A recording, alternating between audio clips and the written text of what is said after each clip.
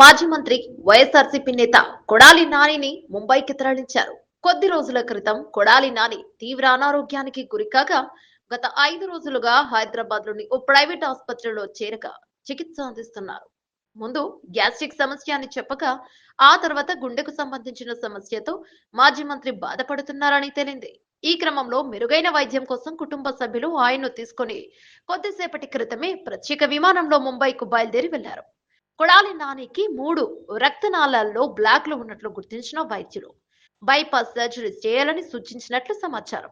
అయితే కొడాలి నాని ఆరోగ్య పరిస్థితి దృష్ట్యా కొంతకాలం సర్జరీ మంచిది కాదని చెప్పినట్టు తెలుస్తోంది. ఈ క్రమంలోనే ఆయన్ను ముంబై తీసుకెళ్లినట్లు చెప్తున్నారు. కొడాలి నానిని మొత్తం 3 వాల్స్ క్లోజ్ అవ్వడంతో క్రిటికల్ సర్జరీ చేసి హార్ట్ స్టంట్ కానీ బైపాస్ సర్జరీ చేయాలని సూచనలు చేసినట్లు తెలుస్తోంది. ఆయన ఆరోగ్య పరిస్థితిని గమనించి వెంటనే కొడాలి నానిని ఏషియన్ హార్ట్ ఇన్స్టిట్యూట్ కు తరలించారని నిర్ణయం తీసుకున్నారట. వెంటనే ఆయన్ను కుటుంబ సభ్యులు ప్రత్యేక విమానంలో ముంబైకి తరలిస్తున్నారు.